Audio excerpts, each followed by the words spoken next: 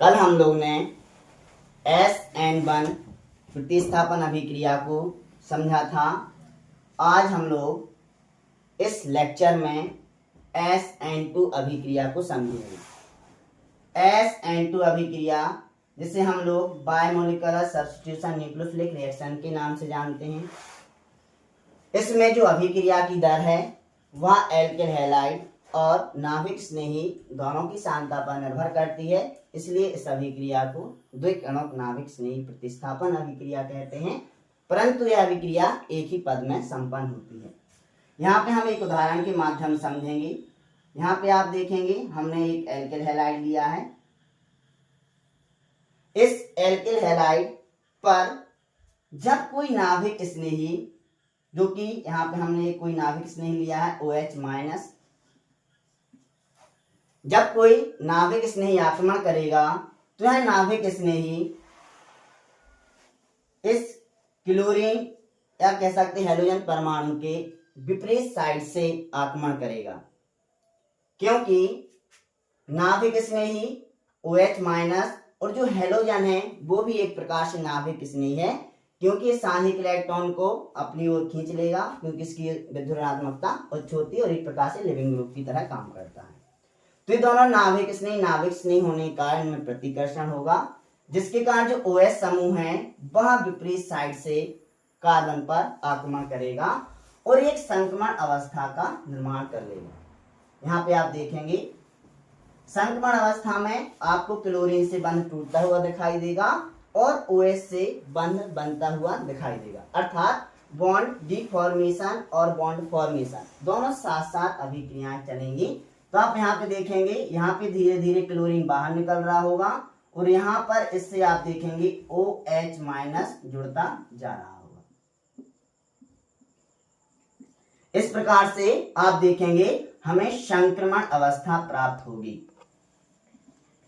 चूंकि इस संक्रमण अवस्था में एल्किल हैलाइड और नाभिक स्नेही दोनों भाग ले रहे हैं और संक्रमण अवस्था का निर्माण कर रहे हैं, और संक्रमण अवस्था का जो निर्माण है वह एक बहुत मंद प्रोसेस है और किसी भी रासायनिक अभिक्रिया की दर मंद प्रोसेस पर निर्भर करती है, मंद पद पर निर्भर करती है। हालांकि यह अभिक्रिया एक ही पद में निर्भर करती है, एक ही पद में संपन्न होती है, और इस जो स्लो प्रोसेस हो रही है इसमें संक्रमण अवस्था का निर्माण हो रहा है, इसमें एल्किल हैलाइड नाभिक स्नेही दोनों भाग ले रहे हैं और अभिक्रिया की दर दोनों पर निर्भर करेगी, इसलिए इस अभिक्रिया को हम लोग कहते हैं द्विकणक नाभिक स्नेही अभिक्रिया। और यहाँ पे संक्रमण अवस्था में शीघ्र ही क्लोरीन बाहर निकलकर इससे परमानेंट रूप से OH समूह जुड़ जाएगा और एल्कोहल का निर्माण हो जाएगा। तो आप यहाँ पे देखेंगे, यहाँ पे OH समूह जुड़ जाएगा और यहाँ से क्लोरीन बाहर हो जाएगा लिविंग ग्रुप के रूप में, अब नाभिक स्नेही के रूप में। तो यहाँ पे एक प्रतिस्थापन हुआ, जैसे आप बोलेंगे नाभिक स्नेही प्रतिस्थापन। एक नाभिक स्नेही ने दूसरे नाभिक स्नेही को धक्का मार के बाहर निकाल दिया। लेकिन जो आप उत्पाद देख रहे होंगे, इस उत्पाद में जो नाभिक स्नेही है वो इस नाभिक स्नेही की अपोजिट साइड जुड़ा है, अर्थात आप कह सकते हैं जो उत्पाद प्राप्त हुआ है वो इनवर्स उत्पाद प्राप्त हुआ है, प्रतिपन्न उत्पाद प्राप्त हुआ है।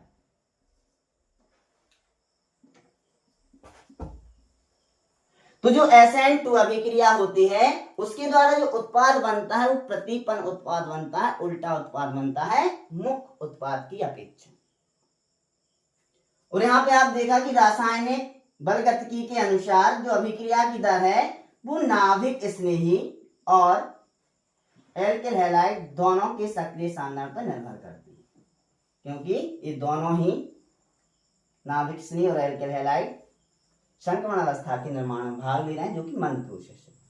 और जो संक्रमण अवस्था वो शीघ्र ही, मतलब ये जो अभिक्रिया होगी तीव्र गति से आगे पद बढ़ेगा और आप देखेंगे प्रतिस्थापित उत्पाद का निर्माण होगा, जो कि हमारा एल्कोहल है।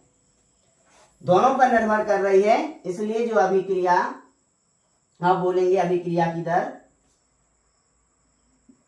नाभिक स्नेही और एल्किल हैलाइड दोनों पर निर्भर कर रही है, इसलिए इस अभिक्रिया को द्विकणक नाभिक स्नेही प्रतिस्थापन अभिक्रिया कह रहे हैं। अब आगे आप देखेंगे कि जो SN2 अभिक्रिया है वह प्राथमिक alkyl halide 1 degree alkyl halide में तीव्र गति से होती है, उसकी अपेक्षा SN2 अभिक्रिया द्वितीयक एल्किल हैलाइड में मंद गति से होती है। कारण समझेंगे तो यहाँ पे उदाहरण आप समझ लेते हैं कि यहाँ पे आप प्राथमिक एल्किल हैलाइड लेते हैं CH3 CH2Cl प्राथमिक एल्किल हैलाइड, CH3 CH3 आप ही बोलेंगे द्वितीयक एल्किल हैलाइड, CH3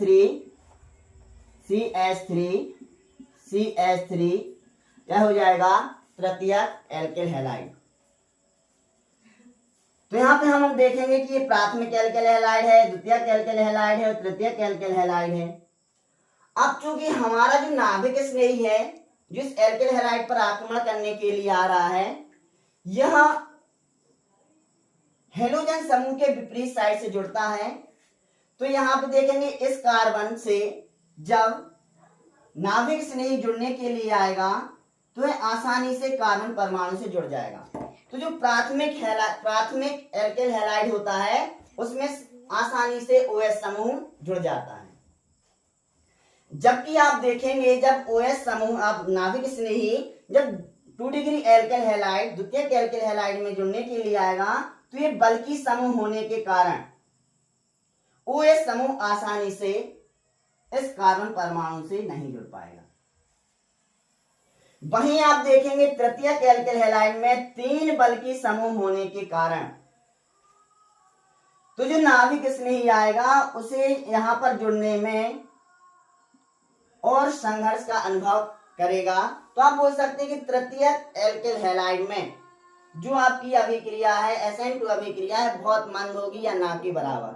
तो जो SN2 अभिक्रिया है वो तीव्र गति से 1 डिग्री एल्किल हैलाइड में, फिर इसके बाद 2 डिग्री एल्किल हैलाइड में और सबसे कम तृतीयक एल्किल हैलाइड में संपन्न होती है।